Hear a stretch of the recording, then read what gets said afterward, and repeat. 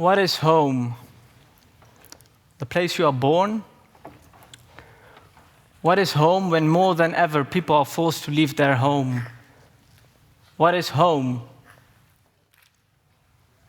My father was born in 1948 in Pakistan, where he and his family were merely working for the basic necessities of life. When he turned 7, he lost his father, which made him, because of this, the one who was responsible for taking care of the whole family. His name was Saghir, which means Benjamin, but being the smallest meant he still had to take care of the whole family. So that meant he went every day from the small village he was born in to the big city of Rawalpindi. And he was earning his money over there, selling groceries and repairing furniture for the rich people.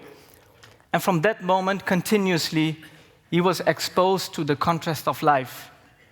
People who breathe the same air but live in a different world, in their gated communities, in their own reality. As soon as he has a reputation, people started to believe him, and people wanted to give him work. They said to him, one guy, "I have a restaurant in the Netherlands, maybe you want to come?" He said, "Fine." And from that moment, life took an unexpected turn. He came to the Netherlands, started working, cleaning restaurants, working in the factories, and sending back all the money to his family, to his beloved mother. And when things stabilized, being a Pakistani, obviously, he went to Pakistan to marry. So he went to Pakistan, and he took his car. It took him 12 days. And he went through all the peaceful countries he could see: Russia, Syria, Iran, Afghanistan, Iraq. And obviously he enjoyed the cheap oil. Arrived over there, he married my mom, and she made him choose between the car and her. Well, they flew back, and then came the kids. My mom was a teacher in Pakistan, so she taught us to calculate, read, and write, and my father became an entrepreneur. He started his own butchery. And as soon as we were enjoying the European dream, my father was hit by cancer. And a couple of years after, he was hit by 2 heart attacks. And as soon as his mother found out that he was ill, she passed away. So my father, a strong man, used to be independent, lost his independence, lost his strength, and he had to accept, my body is weaker than my soul now. So we started to ask him, after all these years of treatments, "Dad, why don't you go back home?" And this question I asked myself as well. You know these moments when you start doubting, is this home or not? I know the first time for me was when I was in college. And suddenly I was bestowed the honorable responsibility to represent the whole religion.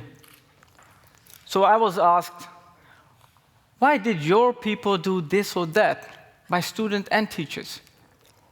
And I also got the question, so when Netherlands would face your home country in the World Cup, who would you support? Fortunately, in its 68 years history, Pakistan never qualified for the FIFA World Cup. But this is not a unique story. It goes for this whole new generation. I like to call it the new generation, a generation for whom diversity is the reality. They don't know anything else than to build their own lives from scratch, and they don't know anything else than to search for their home, which I call pursuit of home. And why, you would ask then, when their parents came, why would they themselves leave? Why would they doubt whether this is their home or is not? I asked some of my friends who started their fashion boutiques, or their IT companies, or their private equity funds abroad. And they said, when the chances for a job depends partly on what your name is, then I don't feel at home. When I read a newspaper and people like me are referred to by terms like migrants, newcomers, then I don't feel home.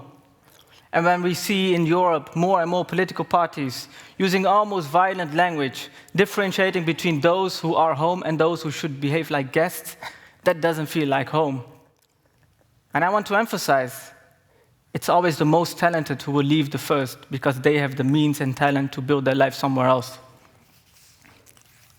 So I think we need to accept, once and for all, change is permanent.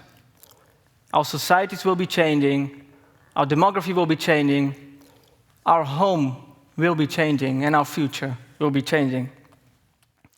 Not just because that's the reality of today, but because that's the reality of the whole 21st century. On the one side, we see the inequalities in the world, which means people from developing countries will move and find their luck somewhere else in the developed world.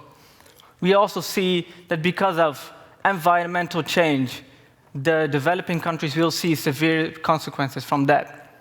The drought, extreme weathers, deforestations, the scarcity of land or water will make people move around the world.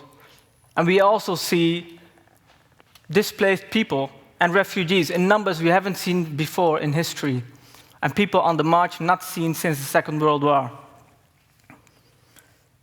So although it is a challenge, yes, it's a challenge, it's a huge challenge, we need to accept it, and we need to see the positive flip side. And that is, we need it. We need these huge migrations. And one of the biggest benefits I see from that is it has a strong impact on innovation of the economies. I think there are two realities which will increase innovation in the economy. One is highly skilled people, and the second, diversity on the working place. And we already see these benefits in small portions.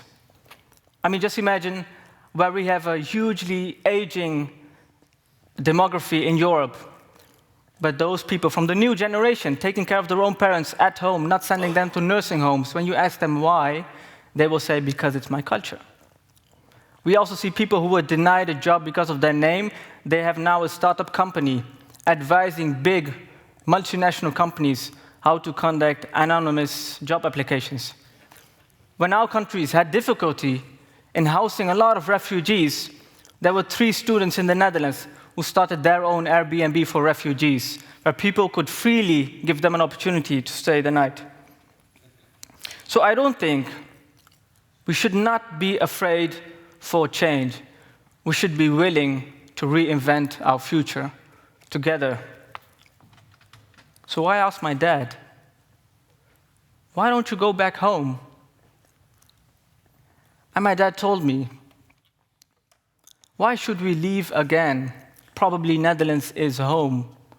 And this is a feeling maybe you and I also have, this continuous search for home, what I call the pursuit of home. And Najib Mahfouz, the late Egyptian writer, said, home is not where you are born. Home is where all attempts to escape cease. In my home, we proudly help refugees who are being slaughtered by other regimes. In my home, every citizen is equally Dutch, French, or British, although his name might be a bit awkward. And in my home, it's a diversity of the inhabitants which will continuously reinvent our joint future. That's home. Thank you.